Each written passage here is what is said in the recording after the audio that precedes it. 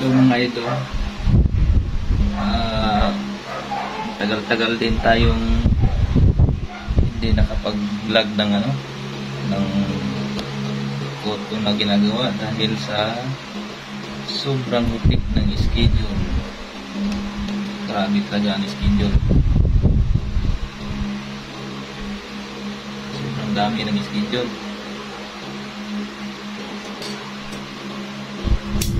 So ngayon mga idol,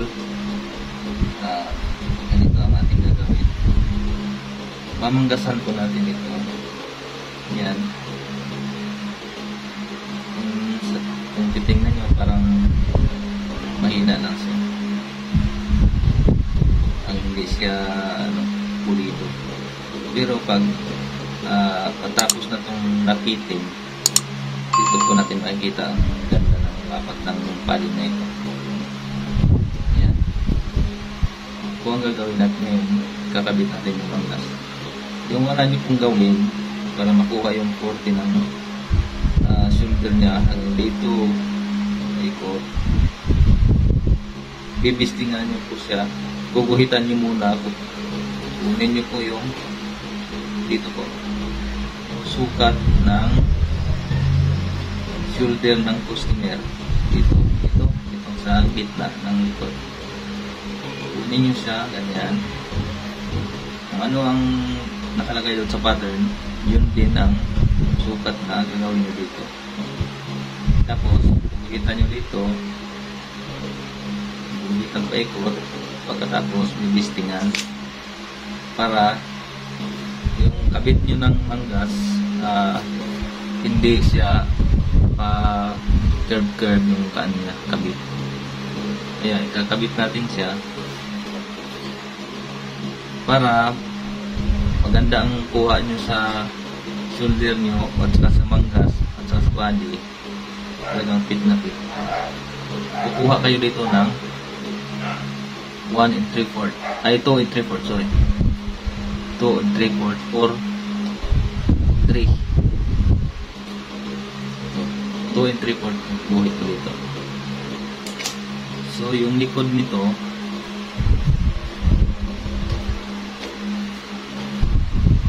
ito naman, dugtong dito sa likod at sa harap niya.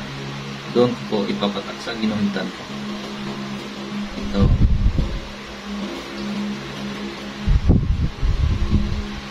Yan.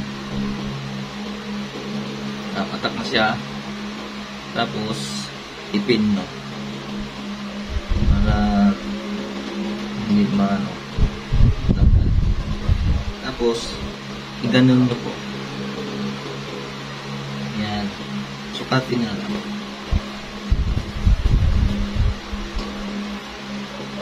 Yan. Saan ang patak nito? Ang dugtong naman ito saan? Ito. Patak nito ng manggas. Doon nyo umpisahan kung saan patak ng body.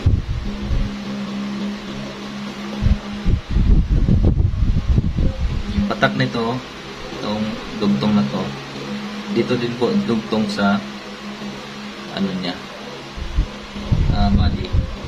Yung dugtong ito sa body. Kaya doon tayo umpisa.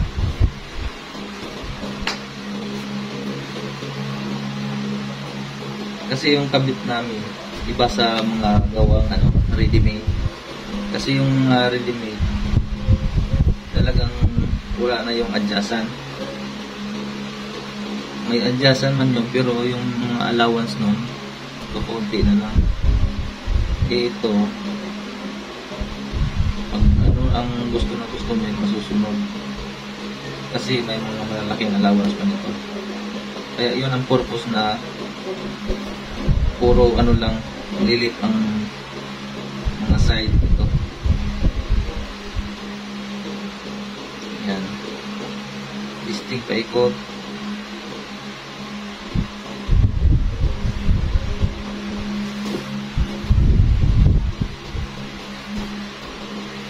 Para makita niyo po yung ganda ng pagkaka-bisting niya.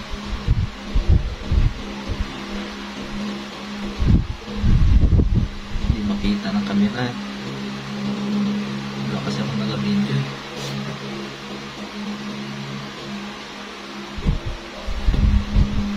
ganito lang po siya kadali.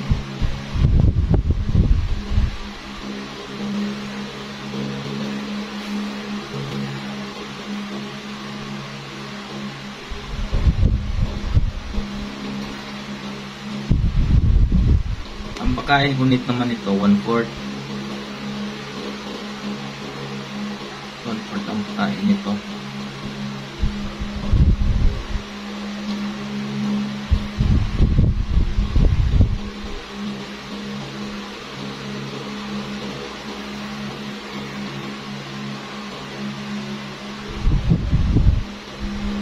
Ayan, nakuha na natin siya.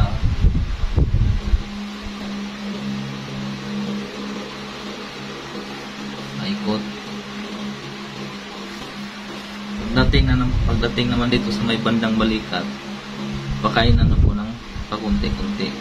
Kasi kung wala siyang pakain, wala siyang support, ang resulta, lubog dito banda. Lubo naman dito. Kaya kailangan pakainan ng pakunti-kunti. Ganyan lang pakain.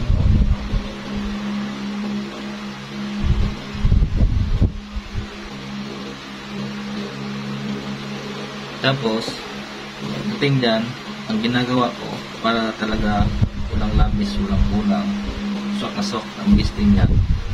Kasi sukat naman na ito, pero mayroon din yung medyo malalaking konting allowance. Kaya, tsansahin natin siyang ipasok.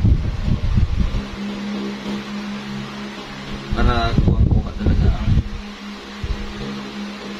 gusto ng may-ari. Hindi nagustuhan ng may-ari, ulitin niyo po yung pagkabit ng manggas. Okay. So, naswak siya. Kaya, paikot lang.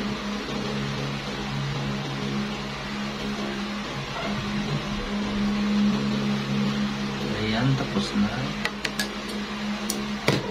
Tingnan natin yung result.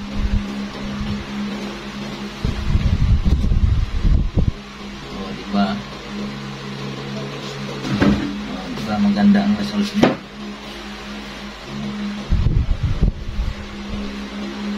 Ito naman siyang bumubukol. Ito siya. Okay lang yan. Kasi pagdating sa matapos na itong ipiting, bawasan natin ito para mawala ang bukol niya. Sa ngayon, hayaan natin bumubukol siya ng ganyan. Kasi ipipiting pa ito. So ayan, gandang pagkasa niya. Ayan, walang bumubukol dito. Lakat siya.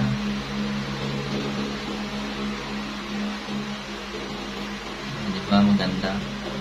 Ganun lang po yung gawin nyo mga idol. Gandang pagkakasa.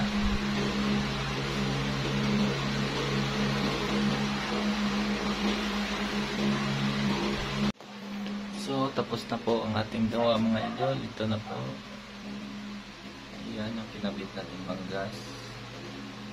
Ganda po ang pagkakasa niya. Pati sa kabila. Ganda din yung pagkagawa.